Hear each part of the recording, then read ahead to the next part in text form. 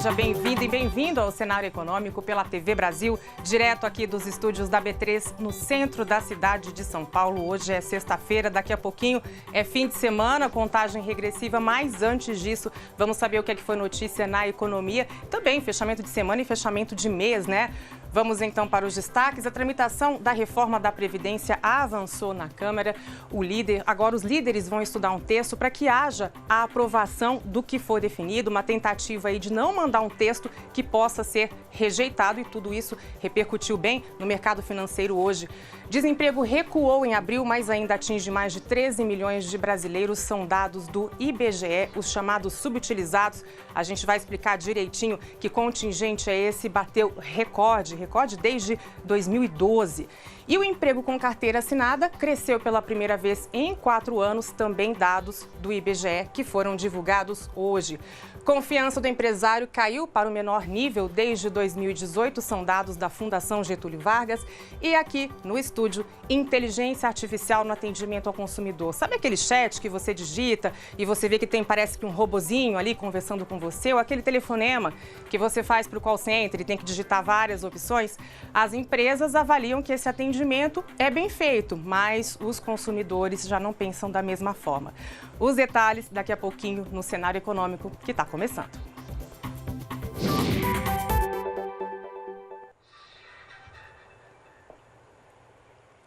A gente começa essa edição indo direto a Brasília conversar com Paulo Leite, porque houve avanços na tramitação da reforma da Previdência.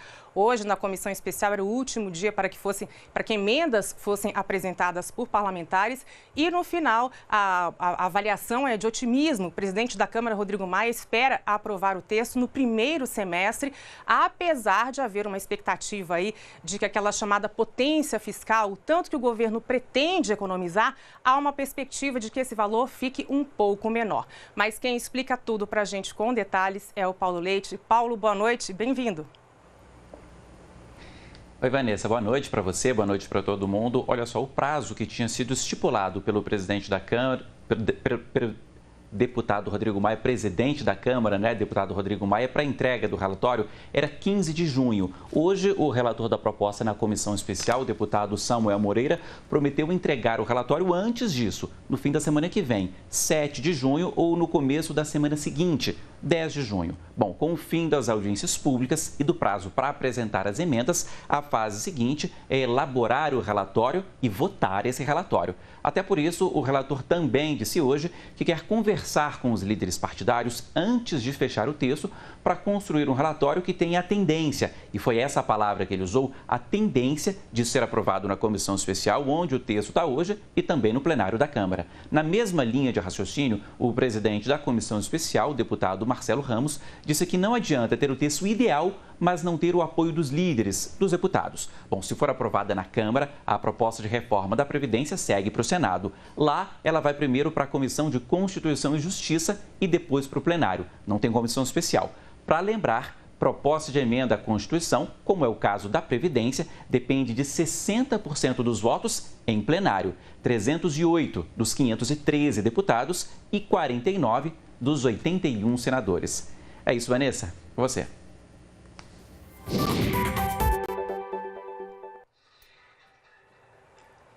Obrigada, Paulo. Boa noite. Paulo, que volta logo mais às 8h15 no Repórter Brasil com as principais notícias do dia. E hoje saiu mais um dado da economia que não é nada animador. Nível de desemprego, a taxa de desemprego medida pelo IBGE, são dados da PNAD contínua, aquela pesquisa que dá um raio-x amplo do nosso país, né, que é a pesquisa por amostras de domicílios. E aí, a taxa de desemprego no trimestre encerrado em abril ficou em 12,5%. É uma queda, foi um recuo, mas ainda temos 13 milhões e 200 mil brasileiros que não têm emprego. É a primeira queda após 3 altas seguidas, mas a gente ainda tem muita gente desempregada. No trimestre de abril de 2018, o mesmo trimestre encerrado em abril de 2018, essa taxa era de 12,9%, portanto, um pouquinho menor. A taxa dos chamados ocupados surpreendeu o IBGE, porque ficou estável temos hoje 92 milhões e 400 mil brasileiros que têm ocupação, uma alta de 2% em relação ao trimestre de 2018. Houve aqui uma melhora, mas esse dado surpreendeu o IBGE, porque a expectativa é de que os ocupados sofressem uma redução. E aí também não houve uma explicação muito clara do que é que teria acontecido aqui para que os ocupados permanecessem estáveis. Essa informalidade que está destacada aqui é o seguinte: no último ano, o IBGE destaca que as pessoas que entraram para o mercado de trabalho de alguma forma, que passaram a ter renda, essas pessoas estão naquele chamado obtenção de renda própria. O que é que as pessoas fazem? É a informalidade. A pessoa vai dar um jeito de buscar ganhar vida vendendo alguma coisa, enfim, fazendo algum serviço e sempre na informalidade. Então, o destaque nesse percentual de ocupados do IBGE fica em relação à informalidade. Quando cresce o número de ocupados, se é que cresce, porque a gente teve aqui uma estabilidade, é de emprego informal, que é um emprego que oferece pouca segurança, é um emprego que não tem a carteira assinada. E o que é que acontece? A gente está justamente precisando de confiança na economia agora, né? A gente teve ontem aquele resultado também do IBGE em relação ao PIB, que houve um recuo no trimestre, e tudo isso é falta de confiança, porque os investimentos caíram bastante e falta de investimento é falta de confiança. E quando nós, trabalhadores, quando consumidores, não temos emprego estável com carteira assinada, também não temos confiança para consumir, não temos confiança para gastar. E aí é todo aquele ciclo que a gente fala aqui, que é um ciclo desvirtuoso da economia. Os subutilizados cresceram e bateram um recorde da série histórica iniciada em 2012. São 28 milhões e 400 mil brasileiros que são subutilizados. 1 em cada 4, se a gente for pensar na taxa, no percentual hoje. O que é que são os subutilizados? Desempregados, que não têm emprego, mas que estão procurando, ainda estão procurando, não desistiram.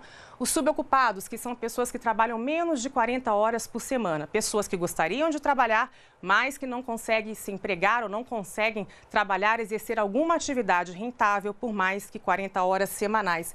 E os desalentados, que é aquela fatia que reflete, né, a face mais trágica de toda a crise econômica, que são as pessoas que já desistiram de procurar emprego. Esse grupo todo é chamado de subutilizados e aí a gente está com esse recorde maior número desde 2018. Isso aqui são pessoas que poderiam estar trabalhando, é força produtiva, são pessoas que poderiam estar ajudando o país a crescer, muito paralelo com o que a gente fala quando tem, por exemplo, a capacidade ociosa da indústria. A gente tem esses dois cenários hoje no Brasil.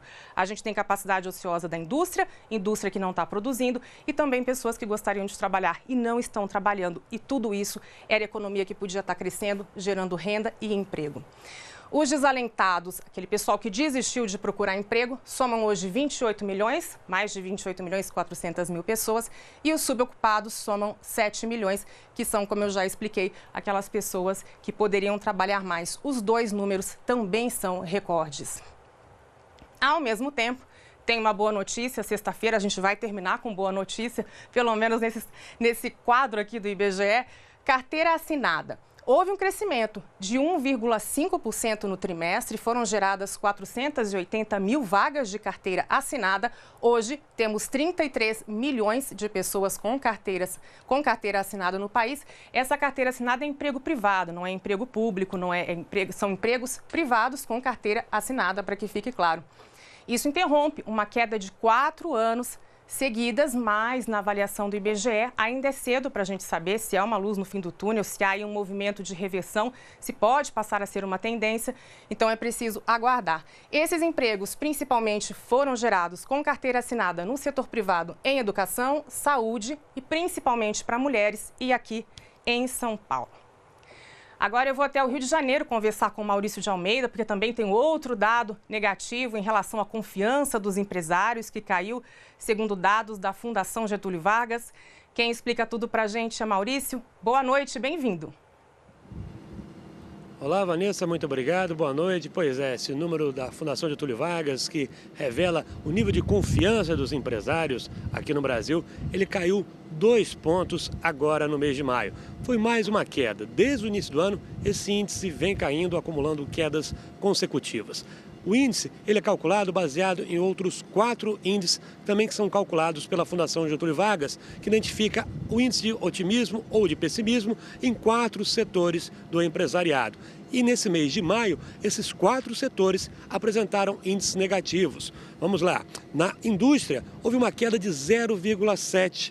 Já no comércio, a queda foi de 5,4 pontos. Na construção, 1,8 e nos serviços 3,1 pontos, ou seja, em todos os setores do empresariado a confiança caiu agora no mês de maio e no geral ela acabou caindo essa queda de 2 pontos. Com isso, no resultado acumulado, o índice de confiança dos empresários ele registra 91,8 pontos. Lembrando que essa é uma tabela que vai de 0 a 200. Quando o número está acima de 100, indica otimismo. Ficando abaixo de 100 é pessimismo. Portanto, com 91,8 pontos, estamos numa fase pessimista. Como eu falei no início, esse índice ele é o menor desde outubro do ano passado. Lembrando que depois de outubro, com a eleição do presidente Jair Bolsonaro, começou um grande índice de otimismo. O otimismo cresceu entre os empresários, tendo uma retomada que foi até dezembro. Mas depois, na virada do ano, a partir de janeiro, começou a cair um pouco. Segundo os pesquisadores da Fundação Getúlio Vargas, isso acontece principalmente porque a reforma da Previdência ainda não foi aprovada. E aí os empresários ficam com medo, sem saber se o governo federal vai conseguir o tão necessário equilíbrio fiscal de suas contas. E com isso os empresários acabam não investindo, aguardando a aprovação da reforma da Previdência, que é fundamental para devolver esse otimismo para a economia. Enquanto isso não acontece, a Fundação Getúlio Vargas acredita que a economia vai continuar assim meio patinando, andando de lado, sem crescer e também sem cair muito, como o próprio PIB que foi revelado ontem indicou um resultado levemente negativo, o PIB do primeiro trimestre desse ano. Voltamos com você, Vanessa.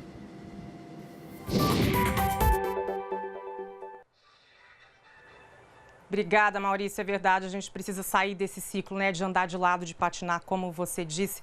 Bom fim de semana para você e boa noite.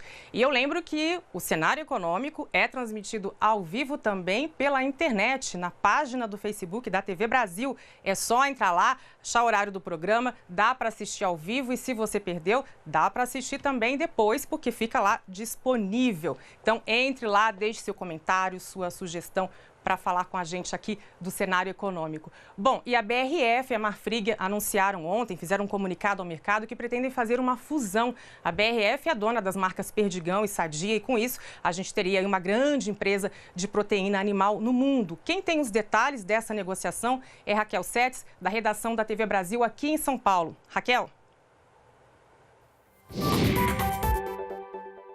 Boa noite a todos. O anúncio da possível fusão entre a BRF e a Marfrig foi feito ontem, depois do fechamento da Bolsa. Se essa fusão realmente acontecer, a empresa resultante vai ser a 4ª maior do mundo no setor de proteínas, só ficando atrás da brasileira JBS, da americana Tyson Foods e da chinesa Smithfield. A ideia dessa fusão é que uma empresa complemente os negócios da outra. A BRF é muito forte no setor de frangos e suínos e a Marfrig no de carne bovina. A Marfrig também exporta muito para os Estados Unidos. Cerca de 50% das suas vendas vão para lá. As duas empresas têm juntas faturamento anual de 76 bilhões de reais. Os termos preliminares prevêem que 85% da participação acionária vai ser da BRF e os outros 15% da Marfrig. As duas empresas têm prazo de 90 dias, que pode ser prorrogado por mais 30 para fechar os termos desse acordo. Mas o anúncio já mexeu com o mercado. Hoje, as ações da Marfrig abriram o pregão com alta de 6,78%. Já os papéis da BRF seguiram um tanto voláteis, até porque a empresa passa por um período difícil de reestruturação. Então, vamos acompanhar aí nos próximos dias quais vão ser os desdobramentos desse possível acordo aí na Bolsa, Vanessa.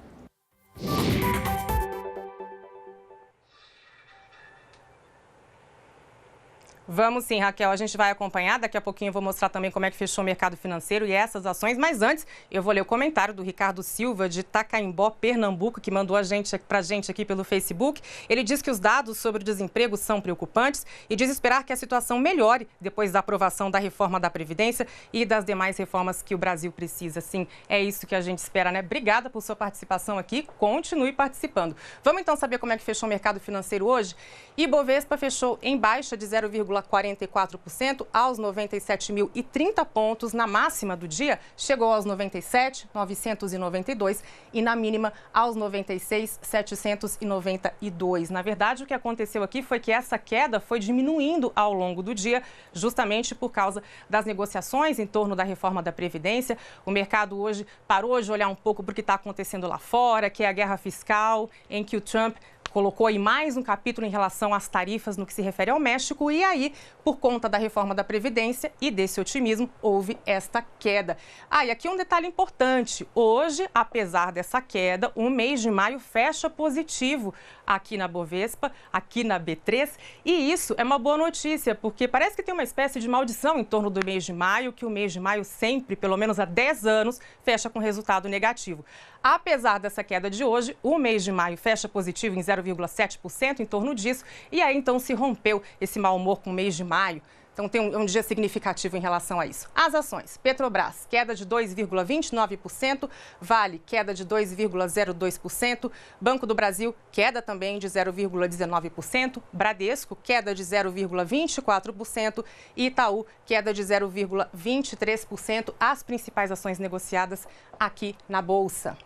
E o dólar comercial, que fechou em queda de 1,37% a R$ 3,92, 3,98 na máxima do dia. Fechou em queda também por conta do otimismo em relação à reforma da Previdência. Hoje houve aqui em São Paulo um leilão promovido pela ANEEL para geração de energia em Roraima. Roraima é um estado que está fora do sistema de energia do Brasil, então recebe energia de termoelétricas e até da Venezuela. Quem traz os detalhes é Ricardo Ferraz. O leilão de geração de energia em Roraima terminou com um investimento total de R$ 1.623 bilhões. Serão construídos 9 empreendimentos que irão gerar energia a partir de óleo diesel e gás natural, mas também de fontes renováveis, como biocombustível, radiação solar, resíduos de madeira e biomassa. A capacidade instalada é de 293,8 megawatts, mas as empresas precisam garantir o fornecimento médio de 48,7 megawatts. O leilão teve por objetivo garantir a geração de energia da cidade de Boa Vista, capital de Roraima, e localidades conectadas. O estado é o único não integrado ao Sistema Interligado Nacional, o SIN, e depende da energia gerada a partir de usinas termoelétricas e da Venezuela. Por conta das crises econômica e política que o país vizinho atravessa, os moradores de Roraima têm enfrentado muitos apagões.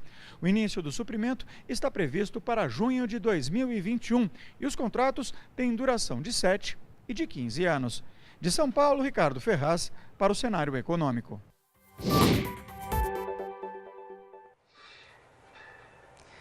Obrigada, Ricardo. A gente vai agora para um rápido intervalo e na volta tem um bate-papo aqui sobre a inteligência artificial e o atendimento aos consumidores. É rapidinho. Estamos de volta com o Cenário Econômico para falar agora para aquele atendimento ao consumidor feito por meio da inteligência virtual. Vamos entender isso aqui melhor, inteligência artificial, perdão. E quem já está aqui comigo é o gerente-geral da NICE, Luiz Camargo. Luiz, obrigada por ter vindo, boa noite. Boa noite, obrigado, Vanessa. Um prazer estar aqui com vocês hoje. Prazer é nosso. Bom, parece que tem uma pesquisa aí que identificou que as empresas acham que o atendimento feito ao consumidor por meio desses robozinhos, né, da inteligência artificial, as empresas estão mais otimistas, avaliam melhor do que o próprio consumidor, é isso? Sim, é verdade. A gente fez uma pesquisa hoje com 900 executivos do segmento de contact center, onde eles constataram que 68% dos executivos, eles acreditam que a automação dos processos e a inteligência artificial colabora na resolução dos problemas e, consequentemente, um melhor atendimento dos seus clientes, do consumidor. Já o consumidor não pensa da mesma forma. Existe uma diferença, né, entre as percepções, né? Esses mesmos executivos eles apontam que, né, se você pegar o Net Promoter Score, né, que é um índice de satisfação do cliente, e as empresas constatam internamente que eles têm um índice de 25%, né, um rate de 25%.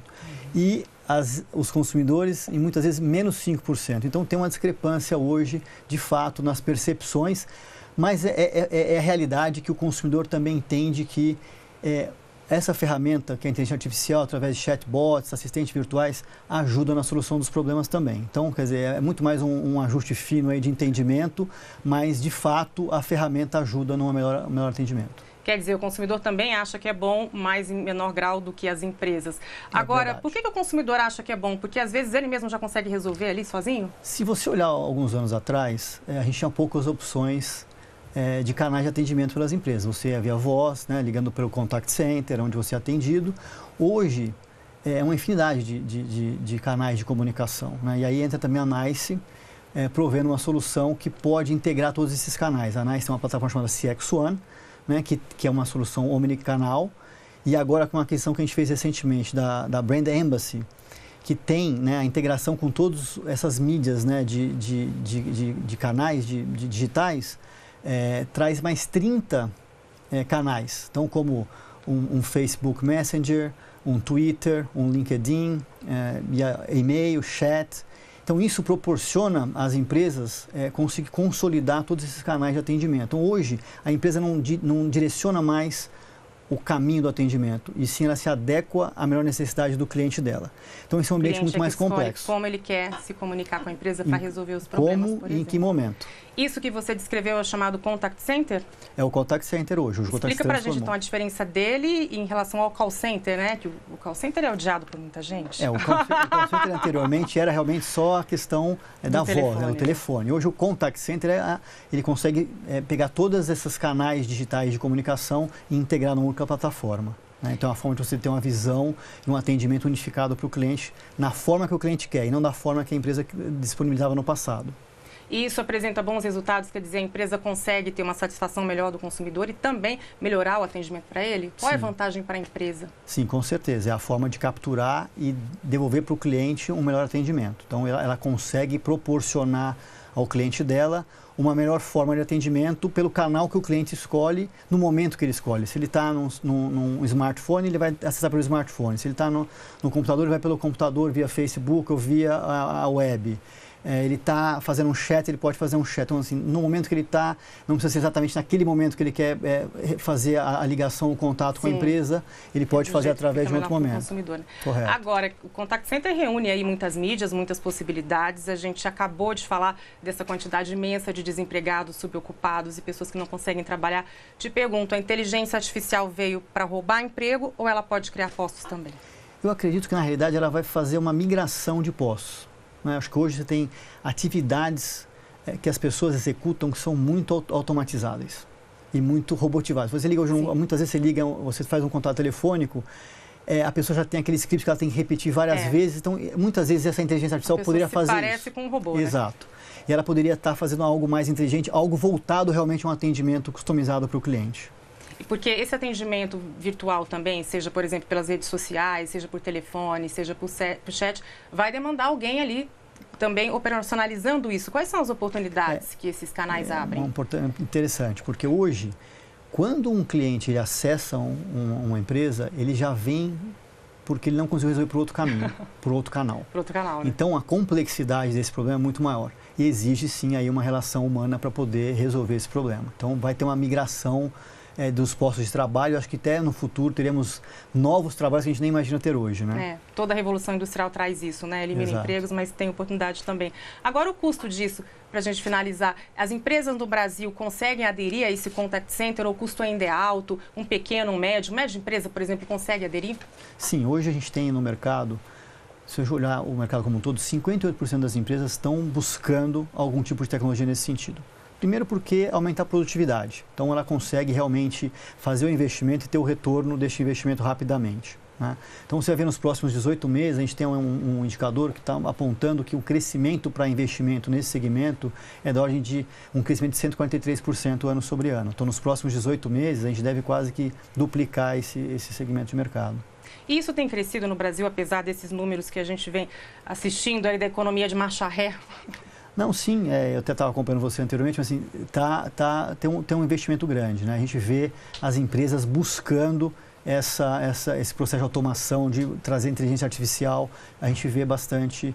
É óbvio que você vê segmentos investindo mais, ou né, tem um balanço. Depende do segmento, né? Você tem segmentos onde tem realmente uma interação mais massiva de clientes, né, que seriam os segmentos financeiros, indústria de telefonia, cartões, insurance, né, seguros. Sim. Você tem um investimento uma demanda maior. Mas com certeza todos os segmentos hoje estão olhando para esse tipo de tecnologia. Perfeito. Muito obrigada por sua presença aqui. Obrigado a você. Boa noite. Boa noite, bom fim de semana. Até segunda-feira.